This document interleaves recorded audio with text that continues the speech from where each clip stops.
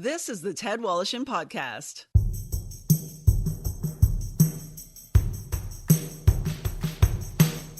Brought to you by Tom's Place. For the finest in men's clothing at unbeatable prices, it's Tom's Place at 190 Baldwin in the heart of Kensington Market.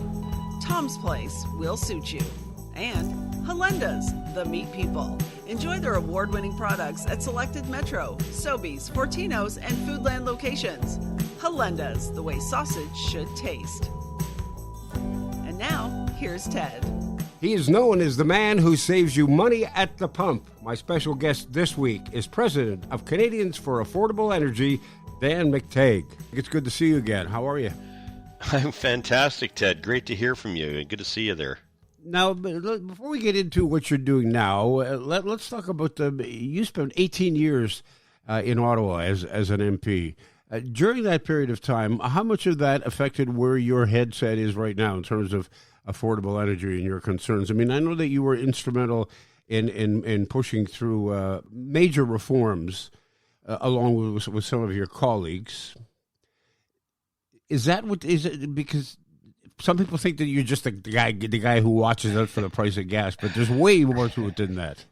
Well, that was the one that actually got my foot in the door, and it was all about competition back then. I was worried about independent gas retailers being wiped off the map, but in learning a little bit more about that and listening to a lot of folks, including those in my riding who had a number of gas stations, I realized that the Competition Act applies to every industry. So that's true of telecommunications, it's true of the grocery sector, it's true of pretty much everywhere else. So if I wanted to make a change for one industry, I had to ensure that it met the test for other industries. And as it turned out, I found myself outgunned by a lot of people who said, well, if you're going to do it to them, you do it to us. You're going to hurt us as well. And so it became kind of an interesting period of time where I just said, well, fine, I'll take you all on. I mean, if that's the Competition Act is allowing you guys to have significant monopolies, then that's not right. And it's especially when it comes to depriving us of competition, new technologies, and a variety of choice. So kind of, Ted, where I was to try to go one at a time. And I did a lot on the grocery mergers, did a lot on the cable issue, did a lot on the technology side. But I also worked very hard on the issue of compensation for our veterans after my nephew was injured in Afghanistan. Worked hard on National Organ Donor Registry, and perhaps the one that got me out of energy and into the field of foreign affairs was finding a solution to getting Canadians on death row off death row back in the post 9/11 period. Perhaps lost on a generation, but at that time important because a lot of Canadians were facing extraordinary circumstances, being picked up, thrown in jail in countries like Syria, Saudi Arabia, you name it, and in the United States, of course, Guantanamo Bay. So that got me involved heavily in consular affairs. So I had it was fun. It was a great variety of stuff, and gave it as much as I got it. So it was a good 18 years, but that's probably as much as I could give. And how often did the discussion of the price of fuel and affordable energy come up in caucus, and how divisive was that argument or those discussions? I think everyone had their opinion on this, and a lot of people saw it from the perspective of being grumpy about the price of gas. But where I think we were able to unite, or I was able to bring people on board, was they all recognized that major oil companies throughout the late 90s, mid 90s, were actually in a position where they were disciplining their competitors. Often you would have company X, large oil company, had its own gas station selling to a branded independent with the same name, but discriminating in price. In other words, what they were doing is that this refinery, which also had its own gas stations, would sell to an independent at a price that was much higher than what they were retailing at their own gas stations. And while that isn't a big problem, the fact is it was done strategically to undermine a class of very vigorous independent competitors, and it meant that once the independent was really wiped off the map, you'd suddenly see surprise gas prices going through the roof. Mm-hmm. So that is something that I was able to focus the Liberal caucus on. And interesting, at the time, Jean Chrétien, the Prime Minister, and Paul Martin, Finance Minister, and Ministers of Energy, agreed with several of the recommendations. I rallied a lot of Liberals and even others to the idea that Competition is a good thing. Ensuring we open up refineries like the one in Come By Chance was another one when we owned Petro-Canada, and at the same time not attacking the upstream. In other words, the oil and gas sector, the guys that were actually buttering our bread by selling a lot more oil and gas and paying down the bills and the national debt the country had incurred. I think the timing was very good on this, and it's one of the reasons why I've sort of kept with it. Not so much in terms of predicting gasoline prices, but at least giving people a bit of a heads up as to where prices are going to go and let them have a little bit of control in terms of price. It's amazing. Every time the price of gas goes up, the fingers start pointing. And the fingers point at the government one day, depending on what your political stripe is. It's yep. Trudeau's fault. And if you're liberal, well, then it's the greedy oil companies, and then it's somebody in between, and then it's the Saudis, and it's the war in Ukraine. I just sit and I shake my head sometimes. I think to myself, I can't make heads or tails out of this as to who's to blame. Is it one person? Is it five? Is it five factors? Do the factors change every week? Are there different reasons? Is this ever going to go away? Is this ever going to be solved? And I keep thinking to myself, no. Well, part of the reason this confusion is because we probably underestimate the significance of things like gasoline and diesel. I mean, diesel is the global workhorse as far as a fuel is concerned. Without it, you don't do much. You don't mine, you don't do agriculture, you don't move your trucks, you don't move your planes, and you don't even home heat. A lot of heating fuel is done with diesel, or what they call distillates. I think it's a question of policy encouragement. When I was an MP, the climate wasn't the big issue it is now. It's become so pervasive, Ted, and so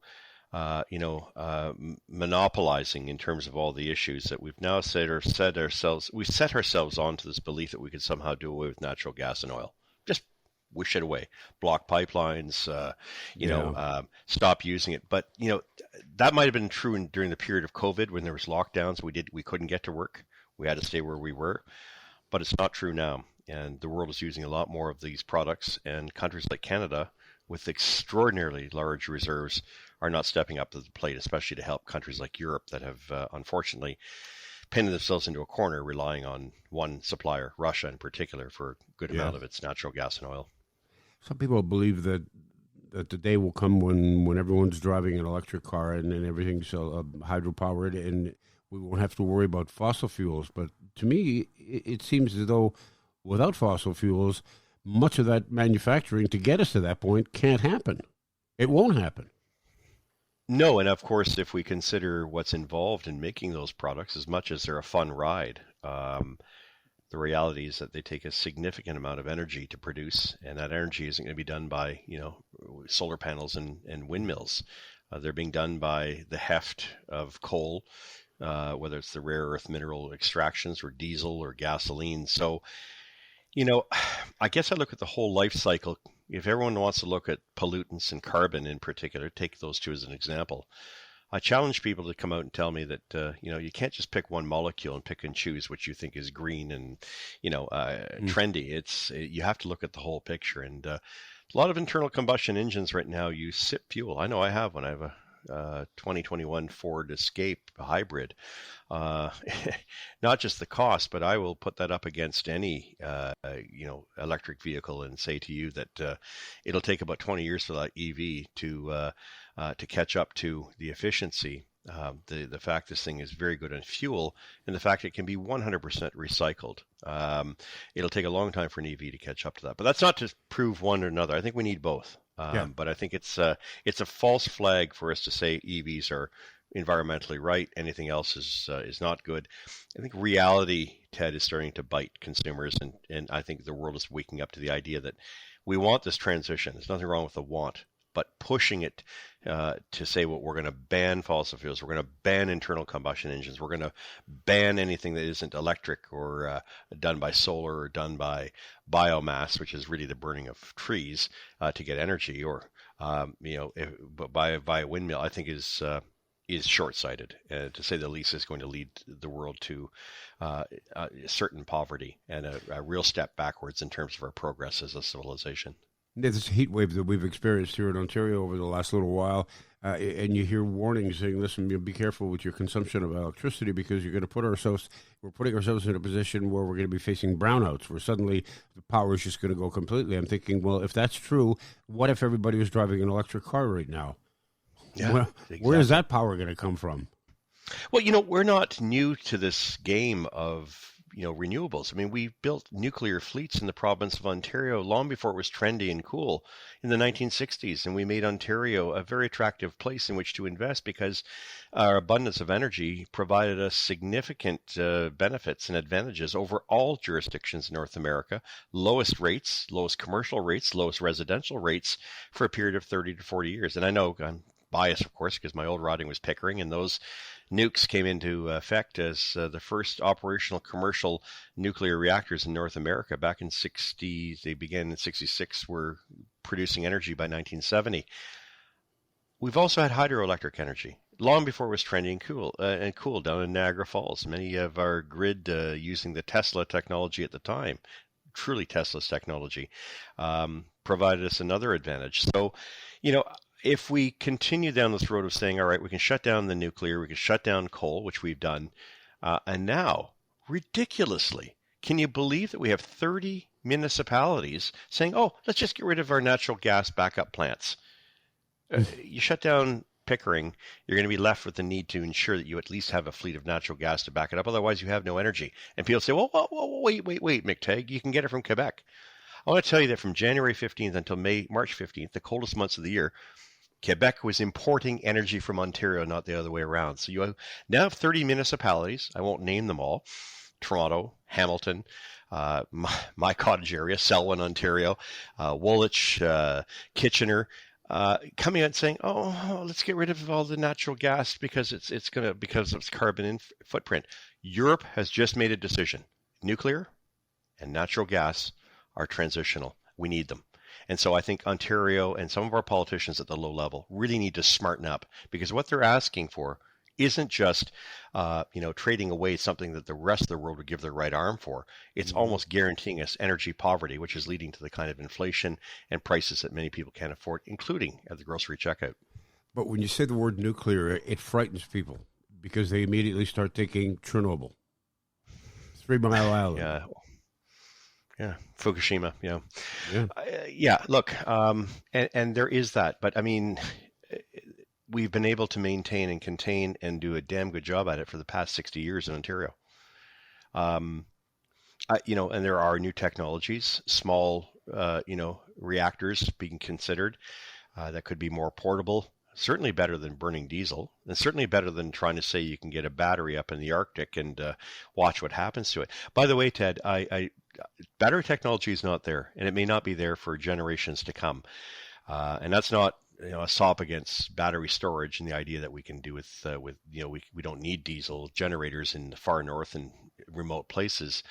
But it does suggest to me that what we need to consider here is the long-term proven track record of nuclear. And if you ask me, we've done very well in Ontario. Pickering, of course, the bigger question has never been about leaks. It's been more about where you store the spent rods. And right now, of course, they're in storage facilities on the dock on the front of the Pickering nuclear and as they're at Darlington. You can't move them by federal ordinance. But my sense is that that was a smart way to go 50, 60 years ago, and it continues to be the way ahead if we believe we need to provide abundance of power cheaply, affordably, reliably. The nuclear has to be part of the consideration. And again, don't take the word of Canadians on this, who never celebrate the great things that they've achieved. The Europeans have now made it very clear that that is an important part of the long-term energy needs as an alternative. So natural gas and nuclear, both two products that we have plenty of and we've done very well in. We have great deposits of uranium. We have great deposits.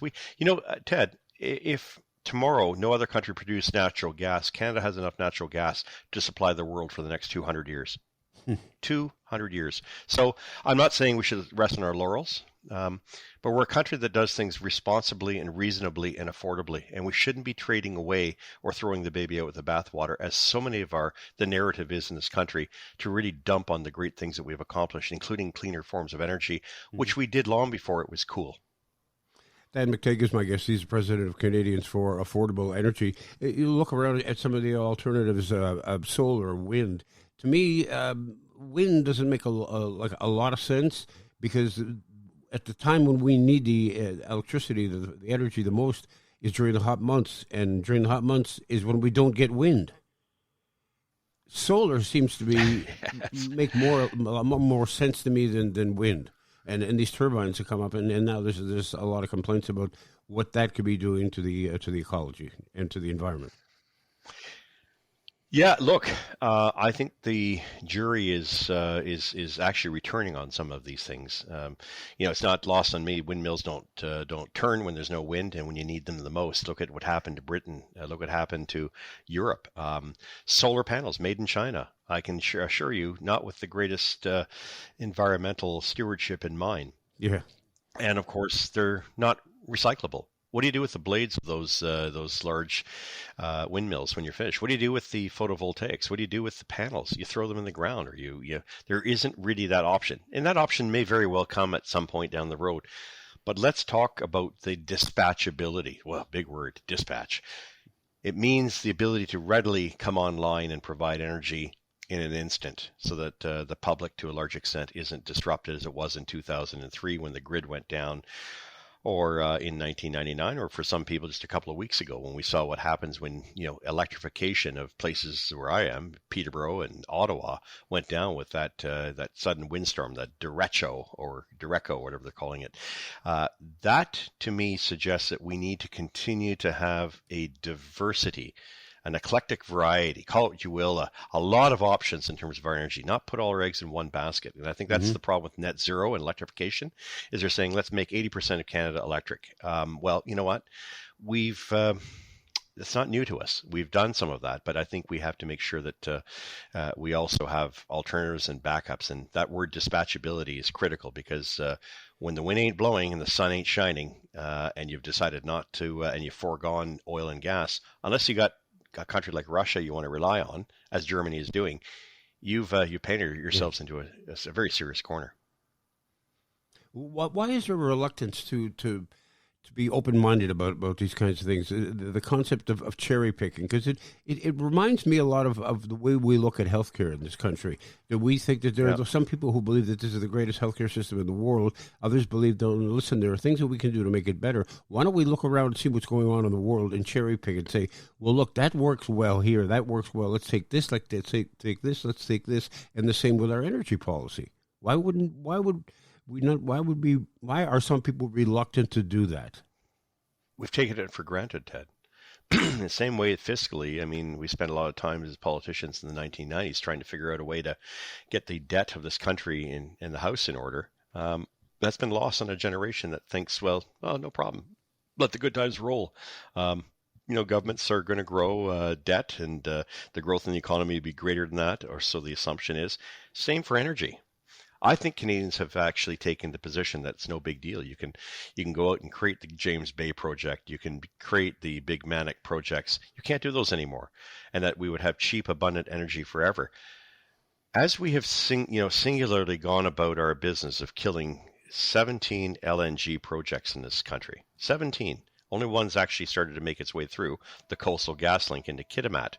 The problem has been that the world needs more Canadian energy, and we've refused to supply it. And there's a huge concern that I have that this country has allowed itself to be hogtied by organizations that call themselves charities, but in fact have an agenda. And the agenda is, don't buy fossil fuels, don't buy natural gas, don't buy oil, and don't allow it to be sold. You as taxpayers pay for our renewable energies, pay for our solar panels. You pay for the feed-in tariff here in Ontario. You pay through the nose. My concern here has always been that this amounts to a form of cronyism, and the Greens have done themselves no favors here by making life a lot more miserable and more expensive for people when the alternative is very clear. Should governments be subsidizing individuals who want to buy electric cars? No way. No. Look, in the 1920s, we knew there was a difference between the two. If these things are standalone, they're good, and the sales technology is there, they will sell themselves. But I don't think people should be subsidizing them in any way, shape, or form because it creates a false market. And at the end of the day, if you think an EV is going to produce less emissions, you need to look, as we talked about a little earlier, the entire life cycle of that vehicle, not just cherry pick carbon and say, oh, a tailpipe and that. By the way, we've done a very good job in this country. There's another example of Canadians not celebrating what we've done, North Americans.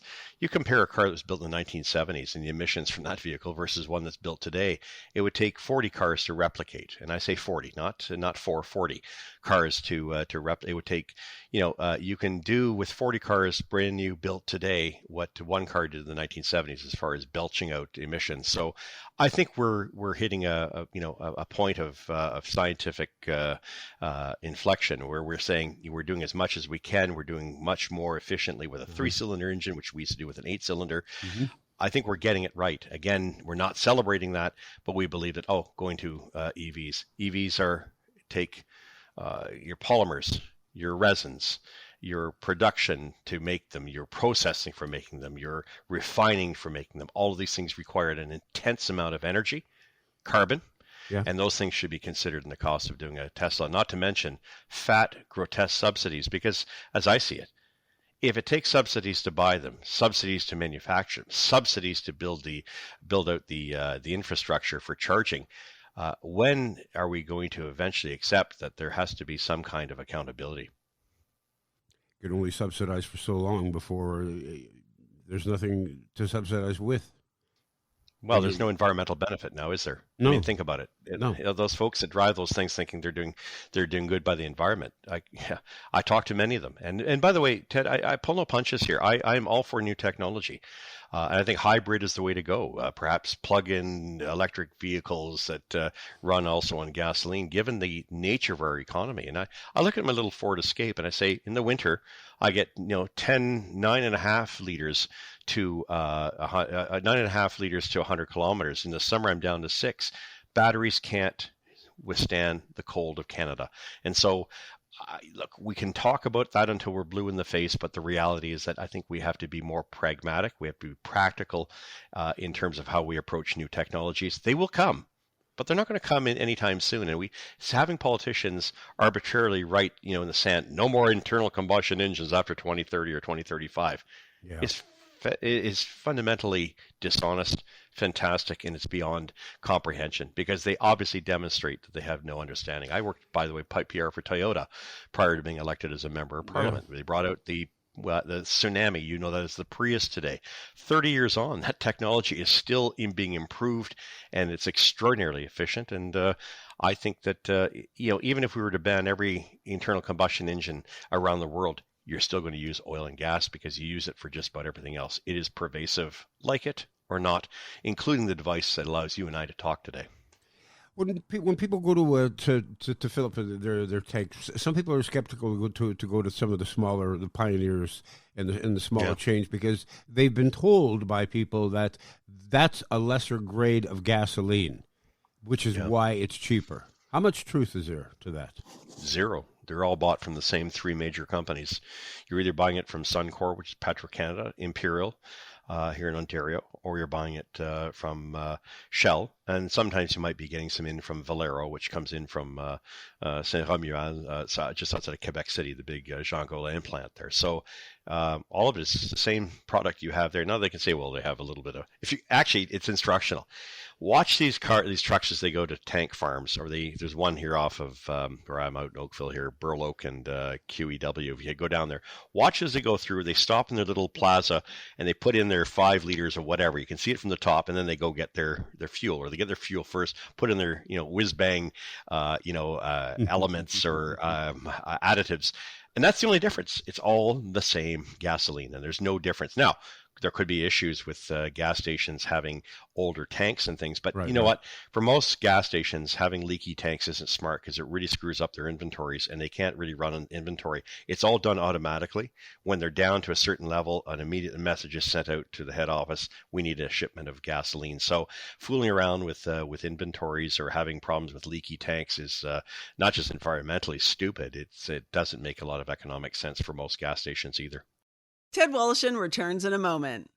Hey, it's Ted Wallachin for Tom's Place. You know, our fall merchandise is starting to arrive, but we still have massive amounts of summer clothing that needs to be cleared.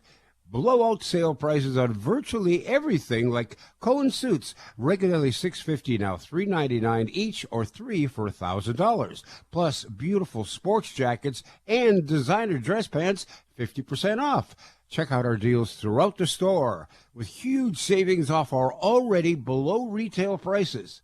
If you need a suit for an upcoming special event, we are Toronto's one-stop suit shop. For the finest outfit for every occasion, there is no better time to find the perfect addition to your wardrobe. Everything is on sale to make way for our fall merchandise. Tom's Place is open weekdays from 11 to 6, 10 to 5 Saturday, 12 to 5 Sunday. Visit Tom's Place, 190 Baldwin in Kensington Market. Tom's Place will suit you.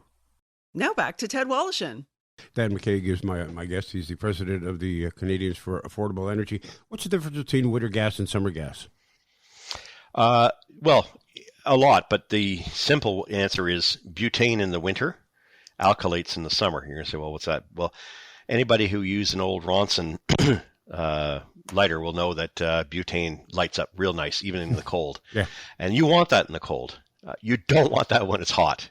One, it expands and it creates a bit of a problem. We refer to it as Reid vapor pressure, RVP. You want a lower resistance to expansion of those kind of gases in the summer, so you use alkylates. They're very expensive to make, and they tend to be the big difference as to why butane from September 15th until March 15th usually is about 5 cents a liter less than alkylates, which we use and is mandated under environmental laws in Canada for the past 35 years from April 15th until September 15th. Mm-hmm. Okay. When you sit down with the hundreds and hundreds of people that you do in the media, seemingly each and every day, and you say, okay, tomorrow gas is going up 4 cents a liter, Sunday it's going down 2 cents a liter, then it's going back up 2 cents a liter. People are sitting there and they're thinking, how does he know? Well, it's pretty simple. And by the way, I had that kind of skepticism over the years, especially when I was a politician. I thought, oh, you're doing this just to make your feather your nest, or you've got some kind of inside track with the oil companies. Believe me, they don't like to know. They used to like to sneak it on people back in the 90s where, go up or down, you didn't know. And I thought, well, if I can't beat them on changing the competition law to try to help independent gas retailers, then at least I'm going to, reveal their pricing strategy. And it took a little while, but by about 1998, I got the hang of it. And that was basically to look at the markets, which is for the purposes of Ontario, the New York Mercantile Exchange. You look at something called RBOB. It's right there. Bloomberg has it. And you'll see gas prices going up and down on a per gallon basis.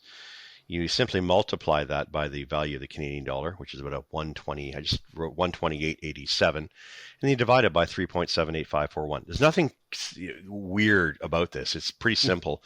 And then there's usually a formula that many companies offer, anywhere from 0 to 2 or 3 cents a liter. Above that, that's to cover their environmental costs and other things. But right now it's at 0. So once you multiply those all together by the end of the day, you know that 2 days from now, that will be the price at the pumps. And that's pretty much true of every market in North America, with the exception of the regulated prices, which don't tend to reflect market prices. They have their own little formula, and that formula is based on an average of 7 days. And unfortunately, as we're seeing in a day like today, we get a big 6 cent decrease, so the Maritimes doesn't see that till next week. So maybe it works for them when prices are rising, they get a bit of a holdback. But if it's a big rise, they tend to pay for it. So that's really the formula that's involved. But it just blows my mind. It boggles my mind when I hear you say it's going up 3 cents today, then down 4 cents, and then up 5 cents. Why does it fluctuate so much day to day to day? I can understand it going from 3 cents up 3 cents and then down a week later, but from day to day to day. Yeah, popular item. A lot of people buying it. Yeah, you go to a grocery store once a week, maybe twice a week, but you're gassing up, maybe once, twice, or everyone's using it once a day. I guess the thing is that it's because it's such a widely traded product. Oil is one thing. You got, the North American benchmark, the European benchmark, and things like that. But gasoline tends to be its own drummer, and a lot of interest, a lot of trade goes into that. And, even finding that out, that was it 1 day ahead, 2 days ahead, 3 days ahead, you had to sort of figure out in doing this process of calculation where it was coming from. And, as frustrating as it is, part of the reason I did this wasn't just to give people predictability, but it was also to take away that so that people will know. Like, I haven't looked at it all day here today, Ted, but if I'm doing a betting man, I'm just going to look at, a site right now called, it's by CNBC, and it's Futures and Commodities, cnbc.com. I'm going to look at that right now, and I'm going to see, oil's down 66 cents a barrel, but gasoline is up 8.2 cents a gallon, which means a 2 to 3 cent increase come Sunday. So I'll wait for another hour and a half, and that'll let me know. So what we saw a 4 cent decrease today. We're going to see a 6 cent decrease tomorrow based on yesterday's market. And Sunday, we're likely to see a 2 to 3 cent increase. So that's how you do it. And that's why I put that little site together, gaswizard.ca. I used to have tomorrowsgaspricetoday.com, but it was pretty unpopular, back from 2014 to 2020 when gasoline was selling for 65 cents a liter. No one really cared, but they do care a little bit more now. And that's kind of like why I do it. It's just to give people a bit of a heads up. Maybe someday I'll get one of my kids to learn how to do this, but there's no mystery in what I'm doing. How often do you get people calling you in the middle of the night saying, "Hey, look, I'm going on a trip tomorrow. What's the deal?"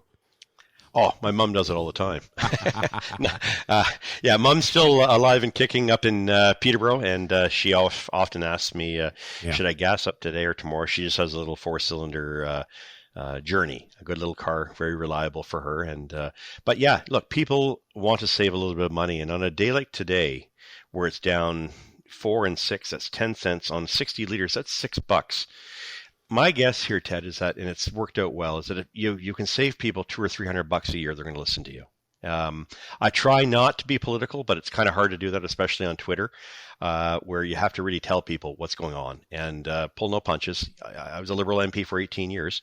I'm obviously not a happy camper with this generation of Liberals, because I think they've completely lost track of what it means for people to try to make ends meet, and their attack on something that has been a blessing for this country, our oil and gas sector, is, I think, a fatal mistake that's going to cost Canadians a lot in the long run. I think it already has. I think so too. But you ain't seen nothing yet.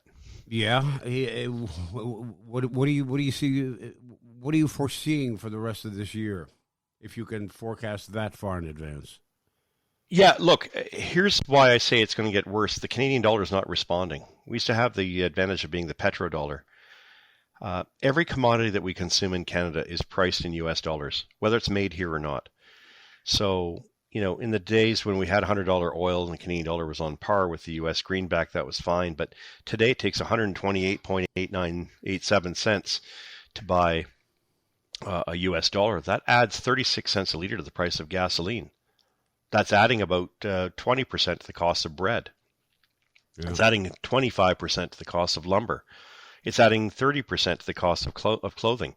So you get an idea what I'm saying here. And by the way, I have been on that spiel for years, but only last Friday did the Bank of Canada's governor, Tiff Macklin, come out and say, I don't get it. I raised interest rates a full point. The Canadian dollar should be flying. The oil is trading at over $100 or near $100 a barrel. The Canadian dollar should be flying. It's not. And there's a reason for that. What scares me more than anything else, Ted, why I think it's going to get worse, is that Canada can no longer attract foreign other capital. And because there's no one wants to exchange Canadian dollars with their currencies, our currency is taking a beating. And it's costing you and I an additional 20 to 30% in a loss of purchase power simply because that factor alone. And I can go one step further. Killing pipelines in this country has a direct relationship to that loss of purchase power for every Canadian. So that's why I'm saying it's going to get a lot worse. I think Canadians are completely oblivious, although they're starting to realize now and putting one and one together. And that's not to be, to take away from the good intentions that are there, but green energy is not possible to replicate the things that we need. Worse, it takes a lot of taxpayers' money. And at the end of the day, it's only the cronies who are pushing this kind of stuff around the Prime Minister and his friends that are doing very well by it. And I don't say that to be uncharacteristic or to be uncharitable. I just think that green energy has to be done in a way that is a lot more transparent and done in a way that I think is consistent with realities. And the reality is that the technology will not replace the needs of the public. And more importantly, it's likely to lead to more than energy poverty, dislocation, and economic pain for a lot of Canadians, and unnecessarily so. Is there a better time to buy gasoline in terms of morning versus afternoon versus evening? Because I have some friends tell me that the price is always lower in the afternoon than it is in the morning, and other people say the opposite. Or does it just happen to be where they live? No, I think that's true, Ted. I think what happens is gas stations start off and say they're making 8 cents a liter. They've made what they had for the day. They may very well drop it a penny or two in the afternoon. We haven't seen it that much post-COVID, and I think that's because things are not back to normal yet. But I think generally speaking, you get a better deal, especially on weekends in the evenings, than you do, say, during the weekdays in the mornings. I always buy my gasoline in the evenings on Saturday night or Sunday night if I can wait. This has been quite fascinating. It's. I think a lot of people are still shaking their heads saying, well, what can we do about this? I mean, how do we deal with this so that we don't completely lose our wallets and our minds simultaneously as the prices keep getting out of control? And hybrid may be one step, but it's probably a combination, I gather from you, that it's a number of things that have to happen to make things better. There isn't one solution. Let me put my energy and foreign affairs cap on. If I were Prime Minister of this country, I would sit down with the premiers and say, here's the deal. I'm building 2 pipelines, 2 natural gas, 2 oil, and the 2 are going to reach the Pacific and the Atlantic coasts, and we are going to sell our energy to the world that is in desperate need of an ethical alternative to Venezuela, an ethical alternative to Iran, an ethical alternative to Russia. Yeah. We have the 3rd largest provable reserves in the world, and there is no excuse for Canadians to say no. And if the idea is that somehow, it's all about the climate, I can tell you, look, we're not going to change the climate one way or another. And taxing people into oblivion, or worse, preventing countries in Europe from getting access to our oil and being subject to Putin's vicious, bloody war in Ukraine is something that I think Canadians have to take some accountability for. Not that we are directly involved, but indirectly we could have prevented this. The man with the 8th largest provable oil reserves in the world has got the world now where he wants. Canada has the potential. It has the geography, and it also has, I think, the diplomatic chops to be able to say we are the alternative. And I think a lot of countries would cheer that. And I speak to a lot of my friends that I've met over the years in my time serving our country abroad, who still stay in touch with me, shaking their heads, what is wrong with your country? What is your major malfunction, Canada? Because it cannot be about green grifting and climate bedwetting. I mean, that's important, but there comes a point where you recognize that there is an issue called global security of energy and global security in general, all now very clearly at risk. Canada is the prime solution, and it refuses to be. As I mentioned earlier, 17 projects to build LNG over the past 12 years. Not a single one has been built today. Only one has managed to get through, and we still have activists trying to vandalize it and break the Coastal Gas Link so that it doesn't get built. If I were Prime Minister of this country, I would have those pipelines built. Anybody who stands in the way, take it to the court. And if the court says no, you have no standing. The federal government is within its bounds to do these things, as it has done all the time when it comes to these things. I wouldn't change a single law. I would make sure that we have pipelines built in this country, watch our country take off, and look at the rest of the world being a much safer place in which to live. Dan, thanks very much. I appreciate you taking the time, and I appreciate your frankness as well. It's good to be here, and thanks for having me, Ted. Great talking to you after so long. It's good to be back. Yeah, good to hear you. All the best. That's Dan McTeague. He is the president of the Canadians for Affordable Energy. The Ted Wallachin Podcast has been brought to you by Tom's Place. For the finest in men's clothing at unbeatable prices, It's Tom's Place at 190 Baldwin in the heart of Kensington Market. Tom's Place will suit you. And Helenda's, the meat people. Enjoy their award-winning products at selected Metro, Sobeys, Fortino's, and Foodland locations. Helenda's, the way sausage should taste. The Ted Walsham Podcast is produced by Joey Roselli. Technical production by Paul Gatt. Music by Bike Thieves. I'm Becky Coles. Submit your questions and comments to ted@twmedia.ca.